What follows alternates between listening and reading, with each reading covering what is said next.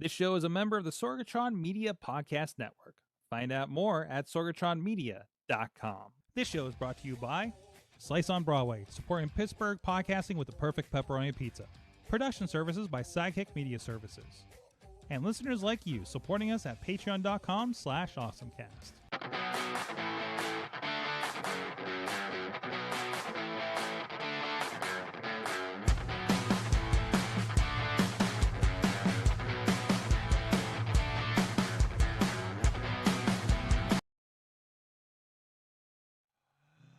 It's time to geeky get awesome, get it, go. Try it again. It's time to get geeky, get awesome. It is the AwesomeCast and episode 772. I'm Mike Sorgat, Sorgatron on the social media here in the Sorgatron Media Studios in Pittsburgh, PA. Oh man, it's not working tonight.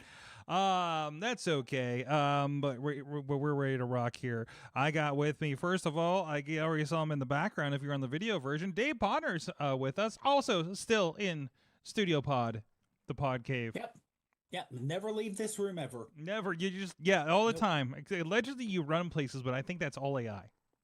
It is 100% AI. There you go. 100% AI. And also with me, my amusement park buddy, Dutters is with us. I didn't fix your shot. Why are you so far away? What is happening there? Hold on a second. I'm a child. There you go. My shirt says, "You had me at shenanigans," and I feel like it's perfect for today.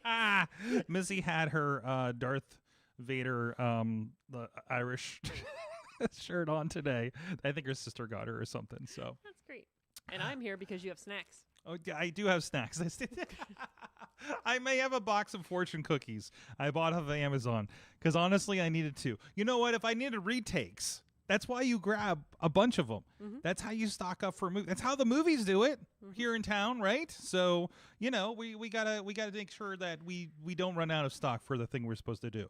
Why do I have fortune cookies? You're hopefully going to find out in a few days after I shoot this thing.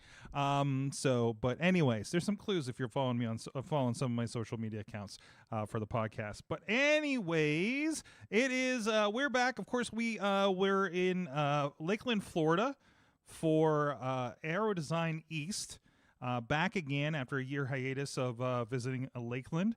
Of course, it was good to be down there and be in some weather that isn't as temperamental as it is here in Pittsburgh.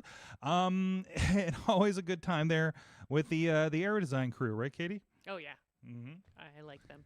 Yes, we have a good time. It is. It's a good time, and they had some interesting food trucks. So, but we did get a chance to.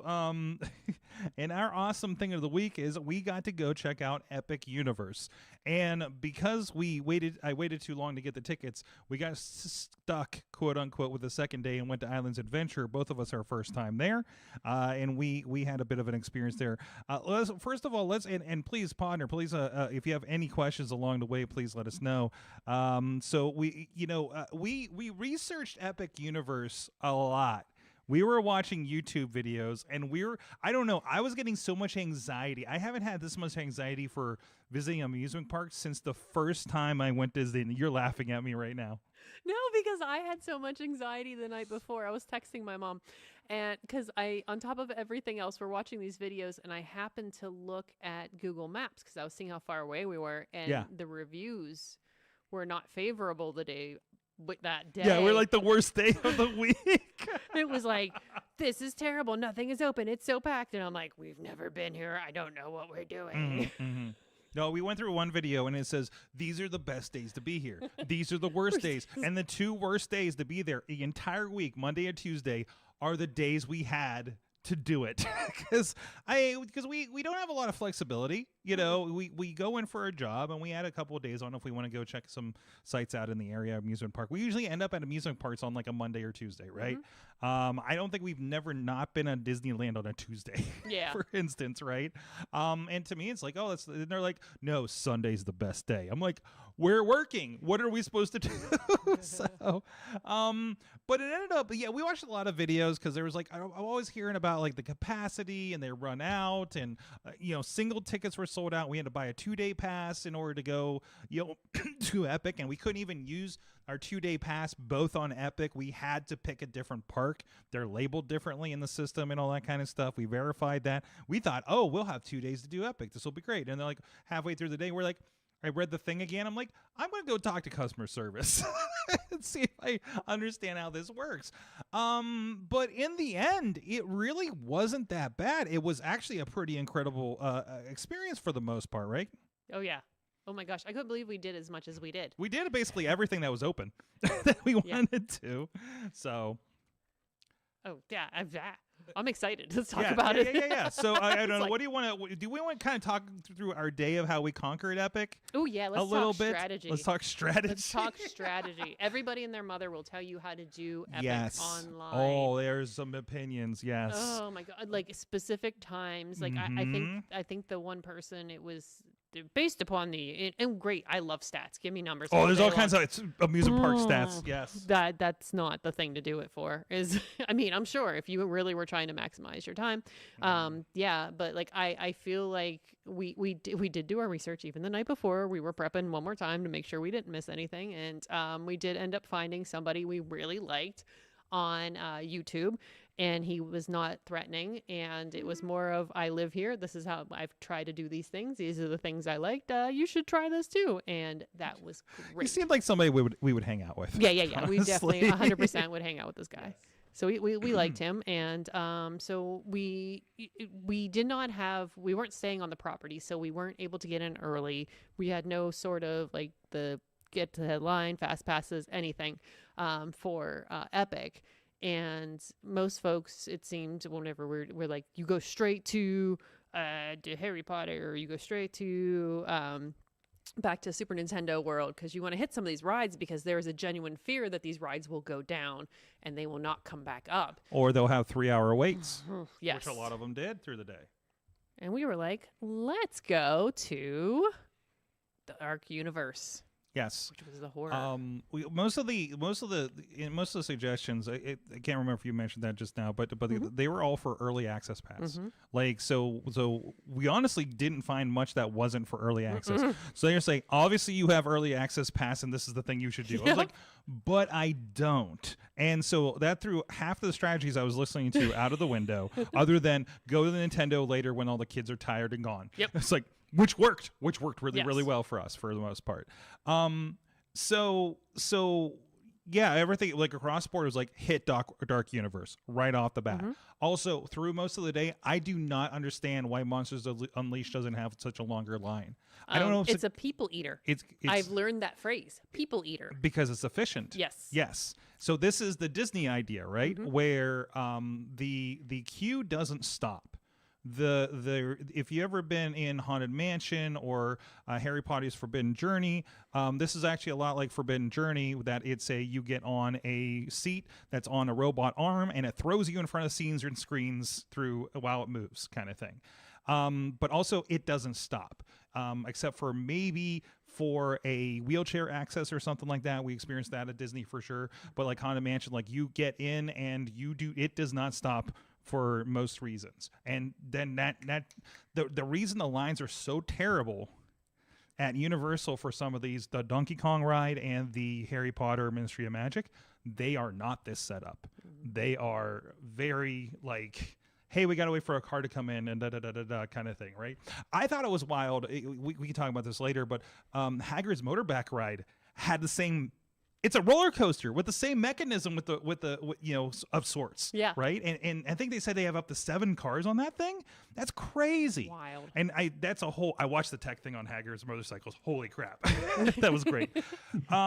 So Monsters was like 10 minutes to get through it. I feel like we missed a pre-show, honestly, when I look back at some videos or something. And we weren't in any single rider or skip line or anything like that.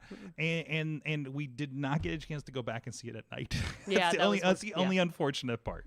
Yeah. So we did that, Curse of the Werewolf, which was a nice little roller coaster that spun. Yep. Not too terribly spinny. And for a few moments, we did see the burning windmill. which was exciting. Yes, and I think met like one of our only character actors of the day. Yes, who threatened your life. He did threaten my life. I asked him about cleaning up his skin because he had a lot of marks and was asking about ask if I was recently a werewolf. Because I said you might as well just cut your head off now and just save us all the problem. I'm like, this is 10 a.m. and I'm already being threatened. And what we did, we went to the Harry Potter land, which is Paris. Ministry from of Magic. Ministry of Magic, the Paris land, I guess, from Fantastic Beasts series, and we rode the what did we have? We did the crepe. We did the crepe ride. Yes, we did the crepe ride. I needed there's a fancy I forget. I'm going to butcher it, so we're going to say the butterbeer crepe. That's our new buddy. We should definitely get his name. Suggested, like, he went there and was like, you need to try this particular crepe, and it's delicious, but it sells out quickly. So we ended up walking to that area. It's like Cafe Siren or something, and we walked straight in, and I saw it, and I literally think I pulled you into this restaurant because I was like, we are having, I have. It's the first thing in the land. I'm like, what are we doing? Why are we going to the first thing you see? I love crepes. I love, especially crepes. I was like, we are having crepes. So we started our day with crepes and coffee, which 100% would do that again without a doubt. It's beautiful inside. And then we just kind of strolled and watched folks play with their wands. Yeah, that's the greatest thing. Awesome. I'm not buying a wand, a Harry Potter wand, because I'm only tangentially interested in Harry Potter. But I will watch people play in the windows and have things move all day, especially since this is kind of the upgraded wand and the upgraded things. You know, it's usually like a more mechanical thing. This was more like, there was like one that was pictures that she was talking to, right? And like they were responding and responding to her name and everything. By the way, I do have pictures of the crepes going on too. So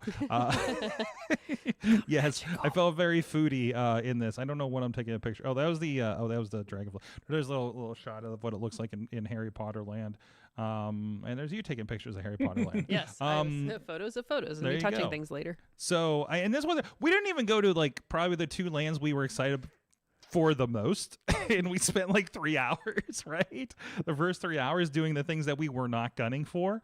But I don't know. I haven't finished the Fantastic Beasts series. I think you only watched maybe one or two of them too yourself. Like, what did you think? I mean, experience and atmosphere wise, it's always pretty incredible. It's incredible, and I am going to just toss this out for Patreon because I had a conversation with somebody that enjoy wrestling about their why they believe that the person was the bad guy in that particular ride. So let's discuss that. So that's your teaser for Patreon because I think it's a great theory. But so not super from I like the animals and the Fantastic Beasts.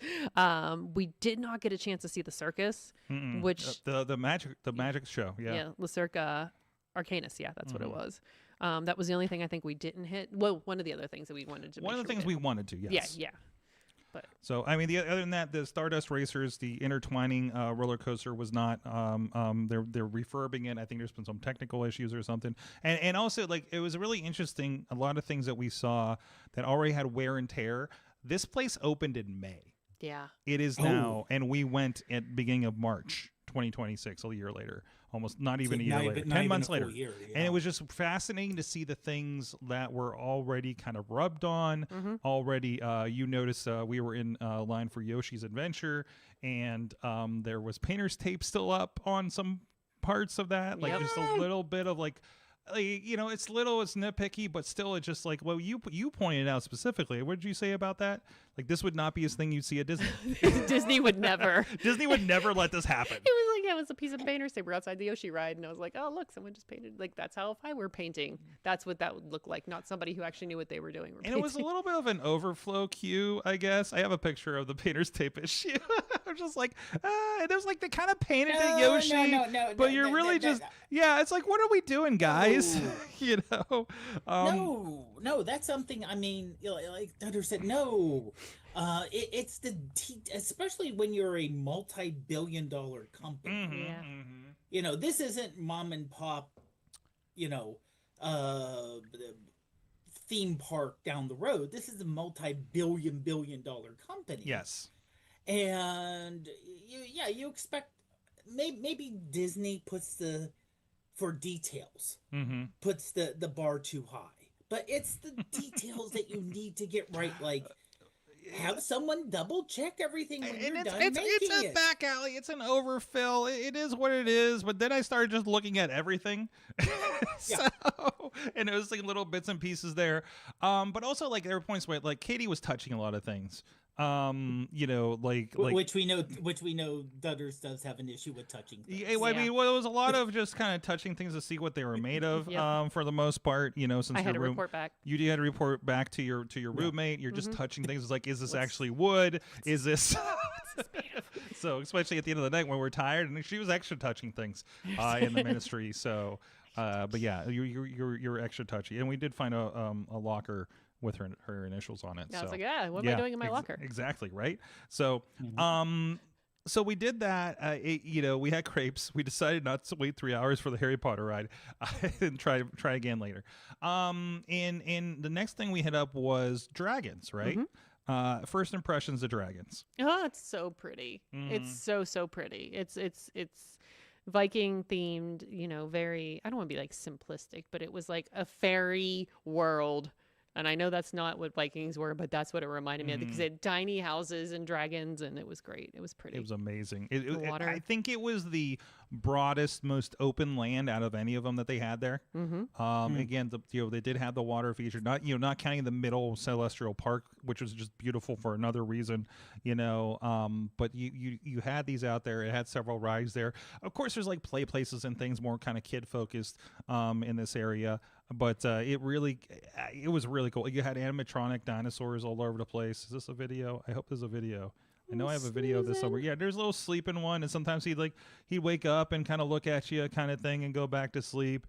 And there was a mechanism inside of which felt like it may have shot fire at some point when I looked in his mouth. But you get the idea. And there's always little dinosaurs kind of out and about, and behind little fences and things like that. We saw at a distance. We did see Toothless.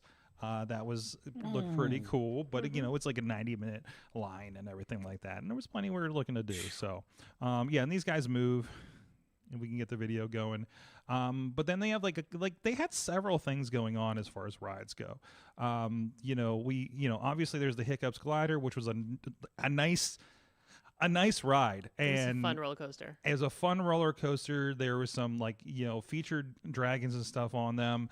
That you got to see. Really, it did have a little bit of a, I don't know, spoiler alert, it did kind of have one of those stop and roll back kind of spots while something explodes. It reminded me of the Dolly, the Firehouse coaster at Dollywood, where you rolled back and everything's about to explode and you shoot backwards. And this was Fire Chaser. The Fire Chaser, yes, because it had the, oh no, these are the ones that the dragon, the dragons are about to breathe fire and explode or something, and then you shoot out of it. So it's a family coaster. You go down, on the water, and it shoots up and all that kind of fun stuff. It's a very fun roller coaster. That's one thing I really enjoyed, other than the couple of things that we rode at Islands of Adventure, Velocicoaster and Hulk. Everything was pleasant, if you will, and so that was a good one. We did the water shooting boats. There's a target thing that the twins put together, and you're on a boat, and you can shoot some of the other boats and stuff too. And then if you hit certain things, they'll splash you or the other boat or the other side of the boat or something like that. So that was a nice thing. It was a very everything. It was in the high 80s again the whole time we were out there, including the work days we were doing. So that was nice. And we would not ride the flyers. No. Spinny fly upside down ride, which and here's a view of the water ride that we went on, the boats. So I'll give you a little idea there. Podner, do you like food? Oh, duh, yes. Oh man, this was the best food park I've ever been to. Oh, wow. We went at it. There's crepes we told you about, of course. Yes. But what did we find in Dragonland? the mac and cheese cones. Hold on, it's past the goats. Oh, It's past all this. I don't want to get into that yet. Yeah, the mac and cheese cones were incredible. This is a PB&J, which is a pork brisket and something. And they're themed and everything like that. This is the thing that everybody was talking about when they first opened. And it really it really hit, actually. Oh, it was delicious because the outside was like garlic bread. They did some fascinating concoctions, not just crepes. From there, I think we ventured. The show. Can we talk about the show? Oh my gosh, it was adorable. The show that beat out Lion King for me from Animal Kingdom, which I thought was the best show I've seen in an amusement park yet. And again, I have not explored a lot of the Disney, shows or anything like that. Tiki Room. Well, Tiki Room's a different level though. Yeah. But Lion King was definitely like oh wow, there's a lot going on. So it was the Untrainable Dragon.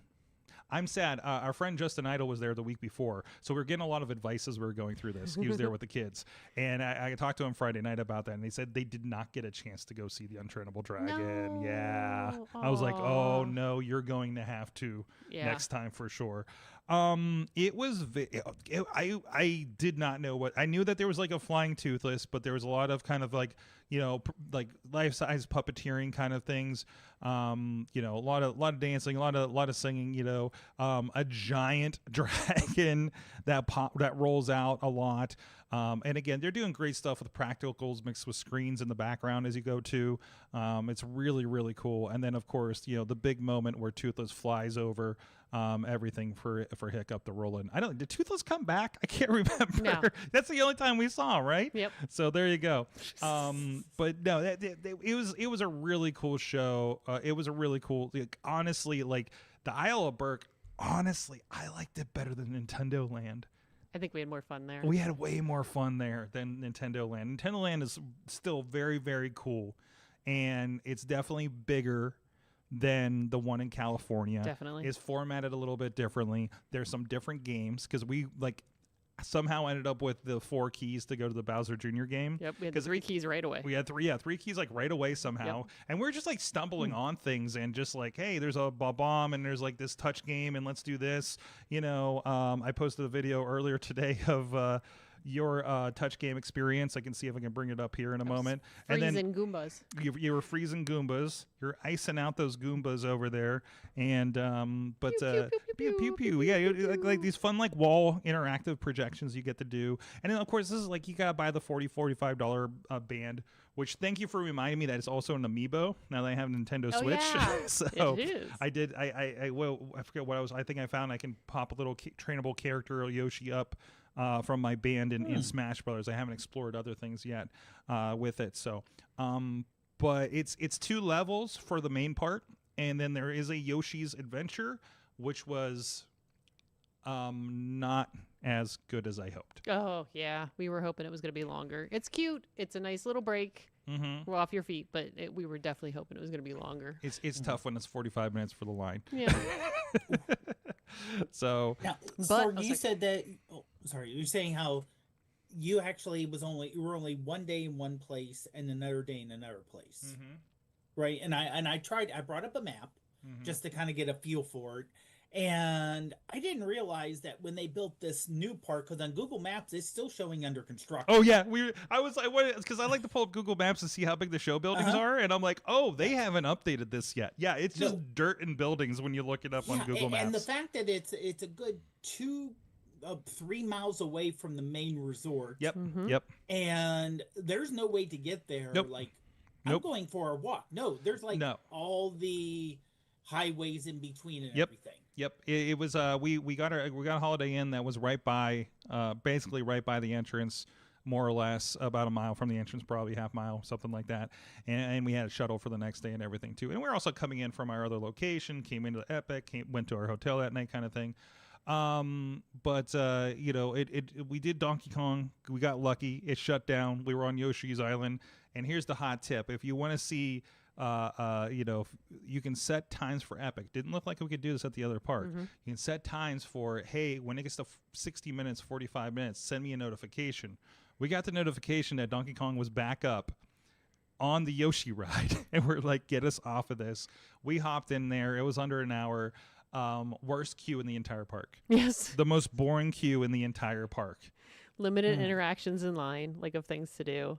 There was a couple of things that was nice, but you know, the biggest feature was running into Cranky Kong. That's going to tell you what's going on, but you're not moving a lot, so you're going to hear it multiple times. So it was just stones in the same jungle beat, and it's just.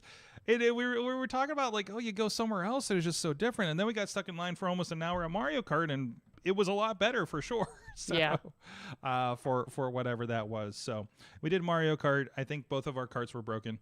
We're like, do the thing. I didn't get credit for my thing, and it didn't work. I think you did. You got all your stands for the day. I didn't get all mine. Yep. You know, something similar happened the first time we went to the one in California. So, you know, it is what it is. So, and that's what you hear. A lot of these things are, you know, have a lot of disrepair and repair. You know, the breakdowns and everything. Mario Kart or Donkey Kong was fun. Yeah. Quick. Not fun enough for that long, for 3 hours of line, right? So, I wouldn't wait that long. But, you know, when that gets down, like, I think it's worthwhile. Yeah. Now, do you have a thing? I know Disney has a thing where you can go on the app and say, oh, I want to go virtually in line here so you don't have to stand in line for 3 hours, or is it really? No virtuals. You're there for 3 hours. No virtuals. Allegedly, you could buy the express pass or something like that. Or there's definitely a lot of people with VIP passes that I saw. So no, you're pretty on your own unless you buy it. And even the express lines looked long, honestly. Like it kind of, I don't know. It was kind of iffy. It felt when I saw like their lines and the single riders and things like that. So, but yeah, there's definitely a capacity issue. Universal is very much one of those parks. If you are committing to going when you buy your tickets, if you want to get the express pass, you buy it then because it just goes up and up in price. Like the day of, if they're still available, day of. But like they're, and even as it is, you can buy that pass 6 months in advance, and then it ends up a day where nobody's there. Yeah, you know, it's raining or something, and nobody's there, and like, oh, why did I buy this thing for, right? You know, so like typically we've gone to things was like decide when we get there. Hershey, we went on Run Ride and like screw it, I'm getting the pass. You know, or we went to Six Flags and realized there was nobody there in Santa Clarita, and we're like, well, I'm not touching that stuff. Let's just do this thing, right? So because everything was pretty manageable, we did Ministry. I can't even remember what we did the carousel. We did some shopping. And then, like, I saw a tip of get in line for the Ministry within 30 minutes of the park closing. Because the line is lying to you. We got in under an hour. We got it in. It's another screen and animatronic thing. But it looks like you're in the car from the Twilight Zone. Which I'm sure was a little PTSD since I got you guys on Guardians out in California. So, but there was a tiny little child with the elf ears and everything. House elf. Yes, house elf. Yeah, I think it's a house elf. Okay. Yeah. So that made us feel like we were okay. The operator said that she's the one that was going to protect us. So, no, it was really fun. Again, it's definitely the highest end. The carousel was fun because it goes to the music. There's a big light fountain show at the end of the night. And I know we try to be around for sunset where, you know, there's these Greek gods at each end of Celestial Park. And the story is that it hands over to the other one as it goes night, and you see the lights flicker on, which happened as we were on the carousel, I believe. Right, Katie? Yes, because it's Luna and then... darn, I cannot remember the Not other Apollo, I don't think. We'll find it eventually. But he hands it over at night, and all the lights come on at the same time. It's really, really nice. So it was good to see that and kind of see that light turnover and everything like that. Went back to Nintendo, saw it a little bit at night. Donkey Kong is they don't have as much stuff as the Mario part of the land, but like enough to like, you know, be excited. I really kind of wanted the DK Cup ice cream thing. We went to the Toadstool Cafe. Oh yeah. I took on the Bowser's spicy meatball challenge. So, and you had I thought some sort of chicken thing. You got a Chef Toadstool chicken situation. It was very fancy. I got the meatball with this flaky Bowser thing going on. That's hot sauce along with the spicy sauce. So, and you know, and there's always the videos. You know, the toads going around, and the battleship comes by every once in a while, and it was a lot of fun to watch that kind of stuff. So Helios, god of sun. Helios, thank you. Yes. Anything else I'm missing from Epic, Katie? Oh goodness, if there was anything else we did that was great. I think I was so impressed with how each of these entryways, like you really felt like you were walking into different specific universes with each of these, and the entrance to Super Nintendo World was so cool to see because one, it's beautiful at night because it's a huge gate, and up top it looks like Rainbow Road, and there's beautiful like just stained glass when you leave, as far as like the one shop up there.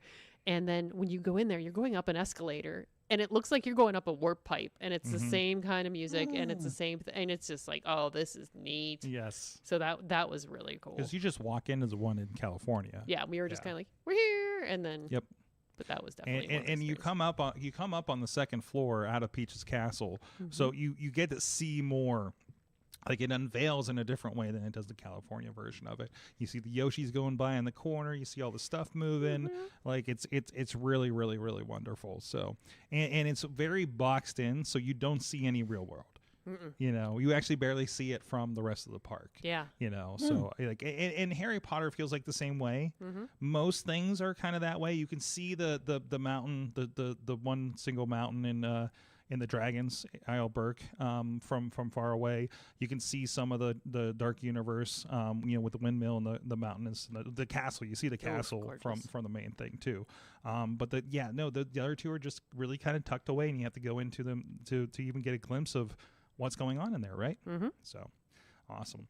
Would you say one day is enough for the park, or would if someone wanted to go, is it like a day's enough, or if you really wanted to do everything per park, you need at least a day and a half? if you're a fan of all things there, and if you got kids, you're gonna probably want more than one day there.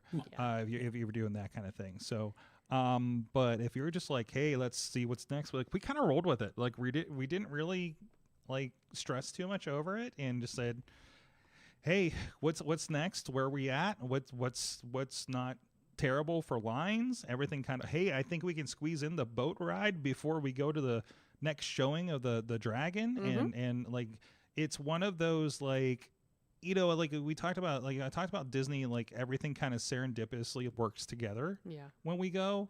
I don't think this is built that way, but we did have some moments and some lucky, hey, we got off this ride, then this one, and then it was just enough time to do this thing. You know what I mean? Like we flowed through the dragon area, like adequately, kind of thing. But also there wasn't as many running into characters. We ran into that one in Dark Universe. Like it wasn't as, oh, and then you stumbled on here's Winnie the Pooh doing things, kind of thing. Like a little bit here and there, but like nothing as broad and grand, I think, as you see in Disney. Well, yeah. Right. Yeah. So then we went to Islands of Adventure. We were concerned as we were watching the videos because the Marva area looks so sad in 90s. It is. And it is in person. More perplexing is the Toon Lagoon, where everything, and I showed all these pictures to my mom. She's like, oh, I remember that. I remember that. Like, I know you remember this because I remember reading all these comics when I was growing up. Toon Lagoon is something, definitely they haven't updated it since the 90s. Hey, Potter, you're of the age. These will probably be familiar names. Do you remember Beetle Bailey? Do you remember Dagwood? Blondie's, the home of the Dagwood. Dagwood. Okay. Yes. Marmaduke, Mother Grimm, Rocky and Bullwinkle. We were on the Popeye ride, and we got really. This is us this is a picture we sent to Justin Idol to say you didn't tell me that this was going to be this wet. But yeah, your Marmaduke situation, whatever that is. Family Circus. Flash Gordon, Hagar. Forget about me being of age. How about these? Well, not Heathcliff. Heathcliff is newer, but everything else is like, I think 1940s and 1950s. It goes that. And then this park was put together in like the 90s, so And then of course we got into the whole, like, of course the Marvel area is so Betty like. Boop. Yeah, Betty Boop. The Betty Boop was the only merch we saw because you go into the stores and it's all this old stuff on the walls, but then it's Hello Kitty and Minions, which I mean, Katie was good with that. I was very happy. Yes. There was a lot of Hello That was Kitty. like the Hello Kitty store was in Toon Lagoon. And they had Do Right. Yes. Dudley Do Right's the log flume ride, and then like the boat, the Raging Rapids boat, the circle boat raft ride, like that was the Popeye one. But then you go to like X-Men or the Marvel area, and this is like, oh, this is the 90s X-Men. I read these. So and they got a Spider-Man ride that's kind of reminds me of the one out at Adventures Campus in California for Disney, and the Hulk roller coaster, and then like a Fantastic Four cafe. They're not allowed to update because they would run into legal issues, like probably get denied by Disney if they try to update the looks on things. I'm sorry. Yeah, when I brought up the website, it said Marvel. I'm like, how does NBC Universal have that from the Disney, 90s, ABC? Yeah. Well, I so know, remember that they would pull that after. You know how like Fox had a bunch of stuff, and then Sony still is clinging on to Spider-Man, and all the rights got weird. They had to put out. This is all in the 90s. It was crap. This is all in the 90s when Marvel was going bankrupt, so they sold a lot of their TV and media and theme park rights. So we researched this. The idea is they signed on. They have Marvel properties indefinitely of their park. They cannot. There's no competition. Correct me if I'm missing details on this.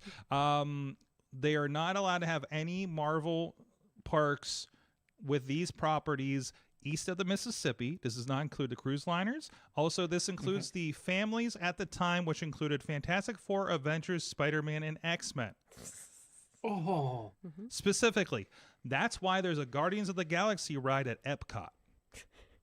Because nobody gave a crap about them in the mid-90s. Oh, no. Okay?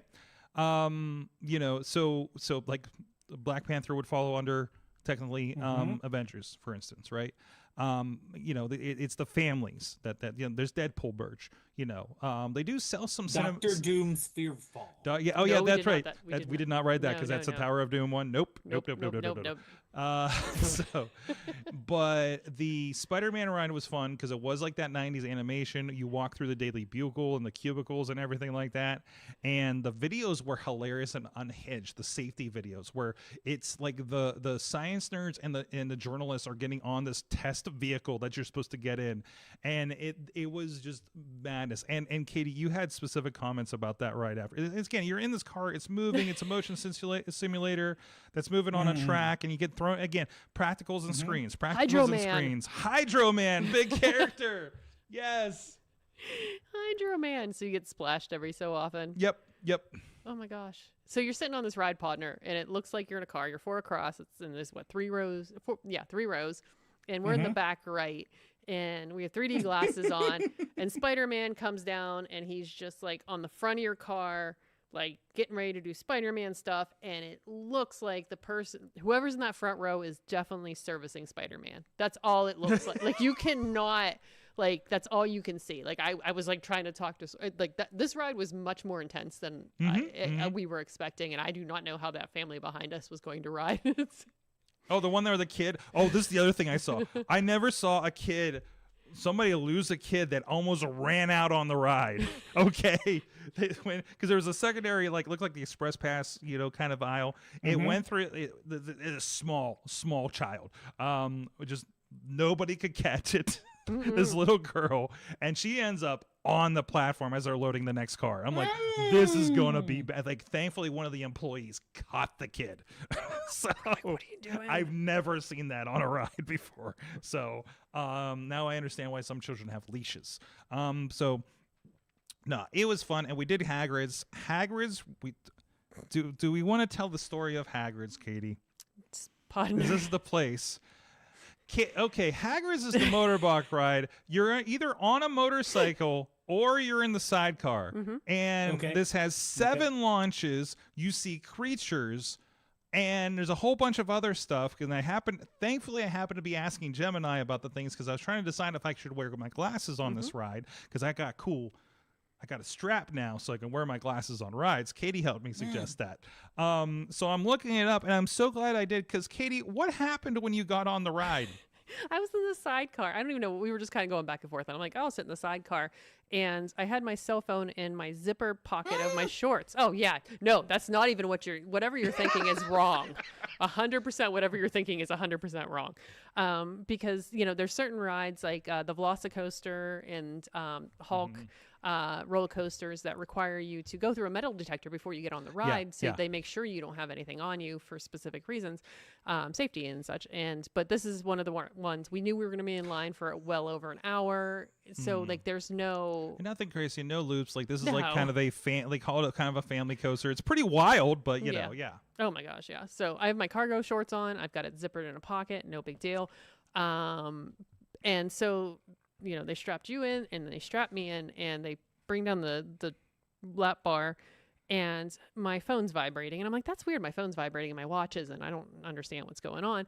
And then I hear the emergency sound, because I have it set up on my iPhone. When you press both the button on the side, yeah, that's going off. That is just alarming in my pocket. So my phone is zippered in very politely in my pocket. So I'm trying to rip this thing out while trying to grab the phone, and I managed to get it out where it's 7 seconds. So I'm alerting all of my emergency contacts. It means I look down because I'm at the higher position, and I'm just like, whoa, her emergency call's going off, and I saw her fumbling with it.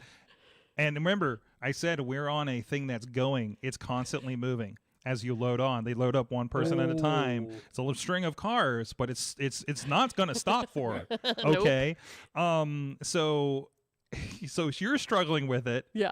You go around like a first bend. It's about to take off. You're like, okay. I'm like, okay. There's some show pieces. That's dark ride for a minute and stuff, right? Yeah. And then like I see it going off. I see what's coming up. I'm like, so I just start warning her. I'm like, we're about to move. Katie, we're about to move. Prepare yourself. It was a horror. So, like, I have this death grip on my phone of just, like, because I finally got it to turn off, and I'm like, I don't know whether I completed a call to 911. I'm sorry, friends, if I called the emergency services. No, we took a picture of the picture. There is me with my claw hands holding onto this thing. Because you go this ride, you hit a point where you go up a hill, like slightly up a hill, and then we're like, I don't have enough power. So you back up. This thing goes backwards, flying. At one point, we around bends, over and under, through these castle ruins.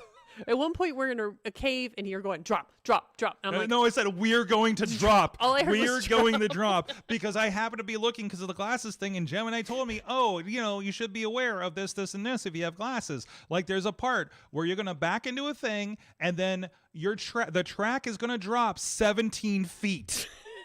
To a track below to continue. I'm just like, please don't go anywhere, folks. And what were like spiders were deciding? I don't even know what was in the cave. Nope, no clue. Because I'm like, we're gonna drop, and you're like, and I know you have no pretext because I didn't want to tell you what was gonna happen because I didn't want to spoil what was gonna happen because I already accidentally spoiled myself while we're sitting in line, right?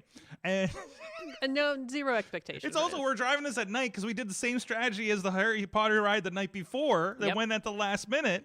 So, and so it's dark on top, which is amazing because you have like headlights on the cars. So you're going through this forest and it's so freaking awesome. This ride's great. Also, 7 launches, like the magnetic launches, right? The magnetic launches. If that doesn't tell you how strong my hands are. Like, Katie got some grip strength. That's why Katie, actually, didn't you open something like a jar or package of something before I did? Or something like that. If only I wasn't afraid of heights, you couldn't stop me. Man, you have some grip strength. Put that on your resume. I mean, you know what though? Given what you guys do with videography, grip strength is important. Gotta hold on to them cameras. Watch where you're putting those hands, Dave. So that was our adventure. Last adventure. It was a lot more fun than we expected. The Jurassic Park was great. The VelociCoaster was just bonkers. So good. It was really good.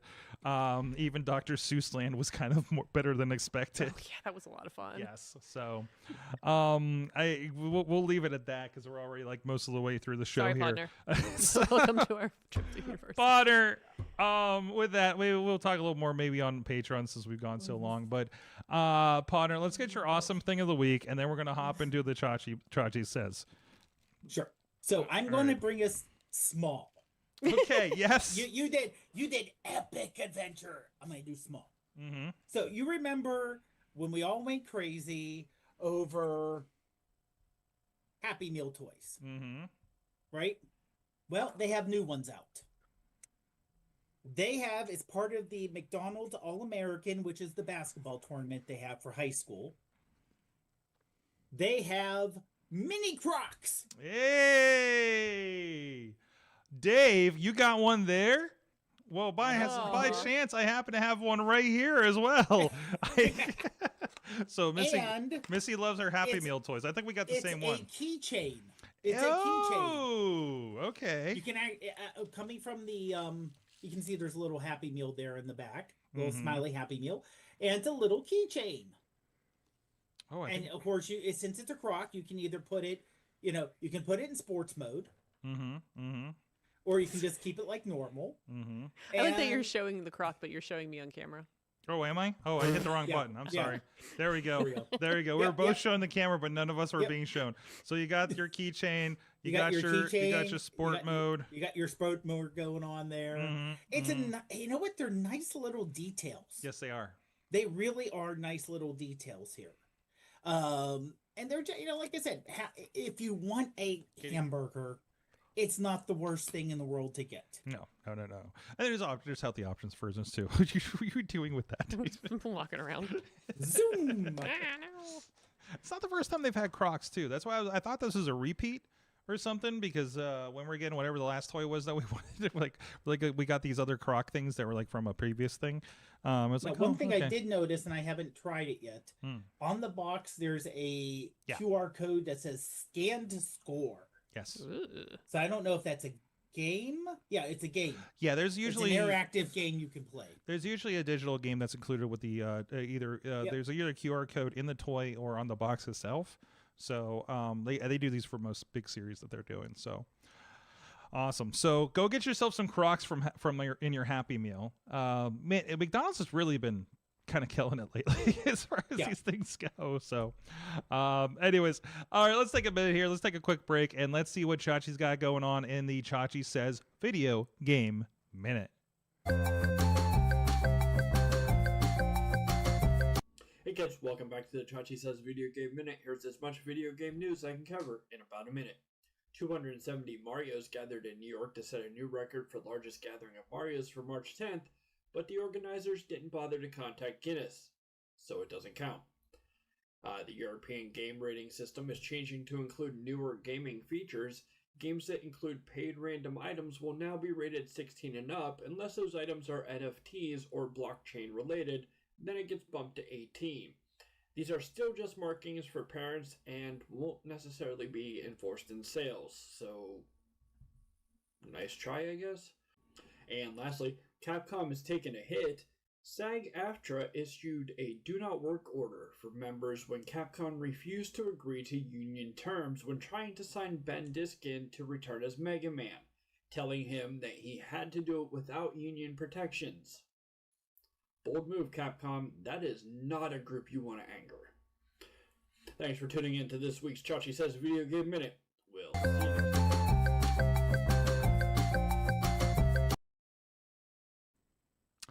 Thank you, Chachi, again for that video game minute and all the Marios. Yeah, we were there on the edge of Mario Day. We were actually in City Walk, at least a Mario Day, where there's a star that that they had, and some of the merch was being rolled out as it was. So, which I see some people have been talking about. So, but in the meantime, Dave, I know you got a heart out here, so let's go to you. You have a this week in Women's History Month. No, that's not right. But that works. This week in Women's History Month. History. Yeah. Today's awesome Women's History Month segment. So, if you are a fan of the movie Blazing Saddles, there is a running gag where the main character is named Hedley Lamar in form of the movie star Hedy Lamar. So Hedy Lamar was a actress, big in the 40s and 50s, actually starting back in the 1920s, in the very beginning of movies. And she was one of the most beautiful women in the world as they were pushing her. And she, very attractive woman, born in Germany, came to the U.S. Mainly because her husband at the time in the 1940s was with some not so fashionable people as an arms dealer, and she kind of escaped that. You can imagine 1940s Germany. But not only was she a great actress, she was a brilliant mind. But that unfortunately was overshadowed because of her acting roles. Mm-hmm.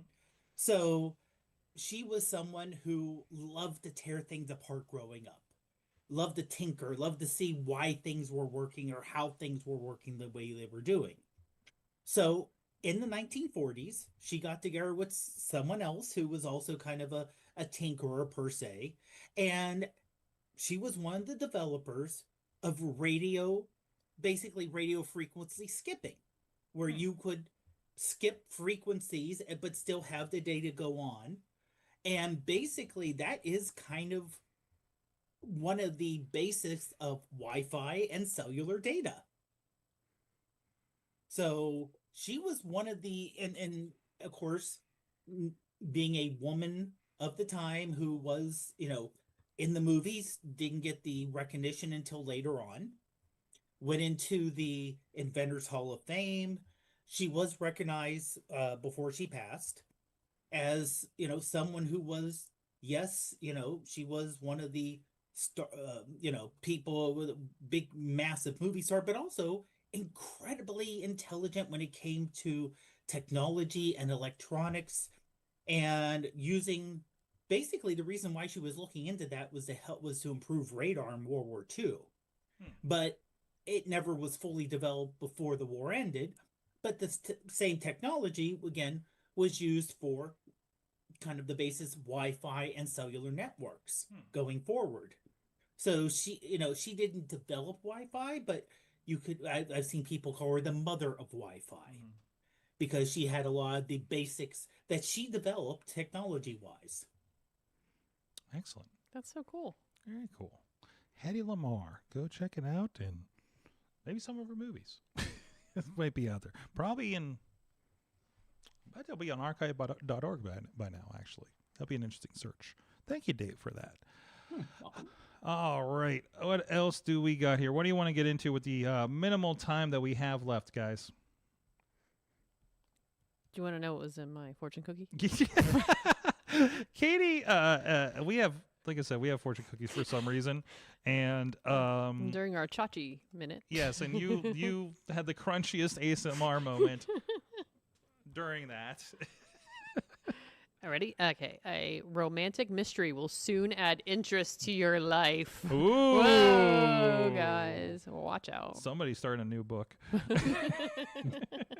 Watch out, friends. Do you want to talk about, I put up a video the other day on the AwesomeCast. We were at Disney Springs, and we had the opportunity to see the Lego Smart Blocks in action. Oh, yeah. Right? You want to talk a little bit about that? I mean, sure. I know you were interacting with the guy a lot when it came to this. So we touched on them when they first started talking about them, about the sound and the different uses for all these interactive blocks, and they had the Star Wars ones set up, and we had so much fun with them, and the sounds were just real. I mean, they were louder. The store was super loud, and I know they had a mic on them. Yeah. But still, they were louder than I expected them to be by themselves, and the fact that the different spots made different sounds, and yeah. So it was interesting that we were like, what? Because he's taking the same brick and taking them across different sets. Like there's a Vader Luke dual set, and he's shaking them to kind of activate them and things like that. So I guess they scan based on the pattern on the back of the figure, and that's how it knows what sound to use, right? You put in took the same brick, put it in Millennium Falcon, and it would do that thing. The ATST that they have there. The most surprising thing to me, like we went over and looked at like the boxes on the shelf. Not everything in this line comes with a brick. That was weird. Like you had to get, what did I say, like a $60 version, like there's $30 sets, but you have to get a minimum of $60 set in order to do it. But then you just, I feel like you're going to have all these sets and only so many bricks amongst them.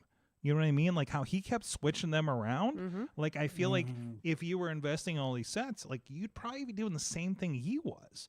So, but it was still kind of cool to see them in action and see all the kind of the variety all kind of build out here of what they had going on there. So. But it was kind of cool. He was kind of like an expert on it, and you know, between us asking questions and the family before us. Oh yeah. You know, we really I'm glad we stopped by the Lego store for this one. So I don't know if some of them. I mean, again, not a big Lego person. I still have a Game Boy from Christmas I haven't built yet.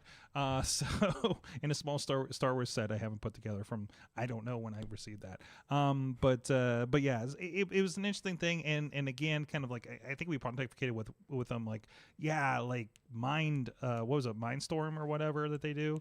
I'm kind of interested to see what happens when that kind of gets integrated, since they've started with Star Wars, and to see it kind of roll out with other sets could be interesting. So, and also like. The Mario set has electronics in it too. Yeah. We were talking about because we saw those again. I remember when those came out because they had those weird kind of shaped Mario, like this big square Mario and Luigi, and depending where they're on the set, they'll make certain sounds too. But that seemed like a very specific. They seem a little more. They seem intended to be universal and not just like the thing for. You know, specifically Star Wars or something like that. So, but we'll see how it rolls out. I guess it depends on how they do. See if we see anything else develop out of it. So, what else is going on? Oh, I don't know. I think I copied over some of my stuff in here. Nintendo Switch update. If you have a Switch 2, they rolled out an update that will force Nintendo Switch 1 games into TV mode, which will, because the screen is 1080, the games ran 720 I think on the Switch, right? And it'll force them into full 1080 on your Switch 2, taking advantage of the screen. It does trick it into TV mode, so all your mouse and touchscreen doesn't work anymore when you do it. So I don't know how many you have more Switch 1 games than I do, Katie. I don't know if that applies too much to a lot of them. Mm-mm. So yeah, I can't feel like I've run into too much of it yet either, right? So not gonna think. Yes. So that was kind of a cool update, and there's a couple things in there that looked like they were pretty good. So, and before Dave goes, I need to share this with you. Okay. Oh, the game has ended. Oh no, there was a thing I called. I saw that. It's Payphone Go in the style of Pokemon Go. This was talking about last week. So the actual game of it has ended on March 15th. So like 2 days ago. But this was a California only thing, and this was this maps out all of the existing payphones across California. And the idea was you create an ID on here, use the map to locate one of California's payphones. So, you know, wherever you were, you go to the nearest one. Let's say I went to, no, I don't know Bakersfield. Let's say Santa Clarita is someplace I've been, right? So let's zoom in on that, and you can see whereabouts they are. You pick up the phone, you dial a number, toll free, and you enter your player ID. The first to call the payphone gets 20 points, and then descending points depending on where you're at. And then there's a leaderboard for it. A fun little kind of meta real life game situation here. And you can see, well, this is a Magic Mountain Parkway. It looks like it's over by the park, the Six Flags we were talking about earlier. But that was kind of cool. And I presume this is like public data that you are able to do this. And you can see which one's here. And there's messages from the first caller too. I'm not hooked up for audio to listen to this, but that's kind of a fun thing. So I thought that was a fun thing that somebody did with like Google Maps and stuff. That was kind of a cool thing going on. They had 2,203 payphones. 245 were claimed by, and there were 916 players signed up for this. So I don't know. I'm hoping that, I think I gave them my email. I'm hoping they email when they redo this, and hopefully it's the time that I'm out in California. Probably not this year, but that was kind of like a cool kind of fun thing that popped up this week. So, Dave, I know you gotta let you go. Any final words here before you head out?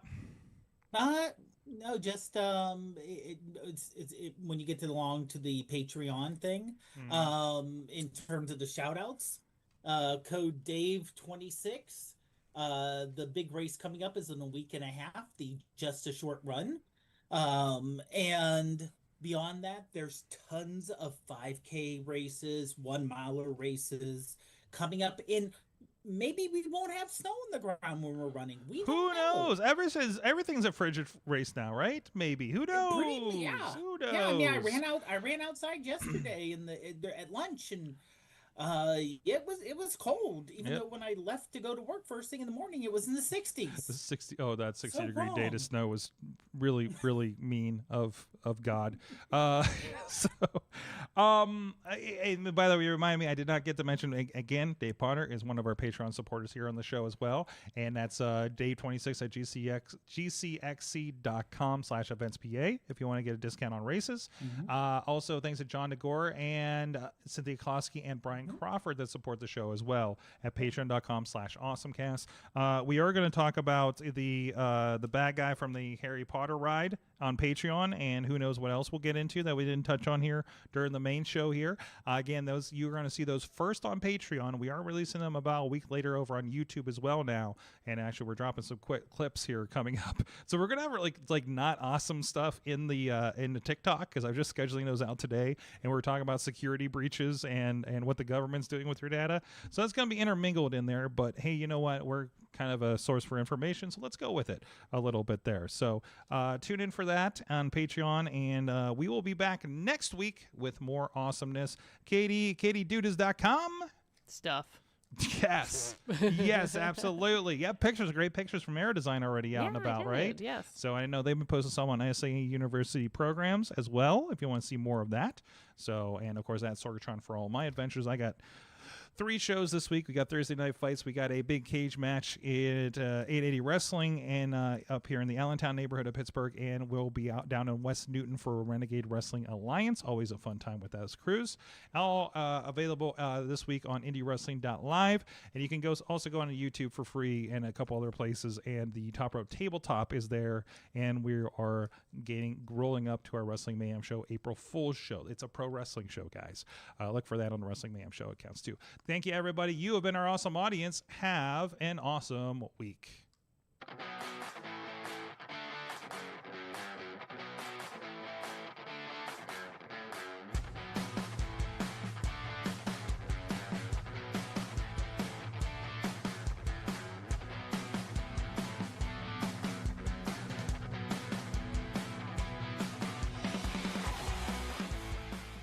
This show is a member of the Sorgatron Media Podcast Network. Find out more at Sorgatron.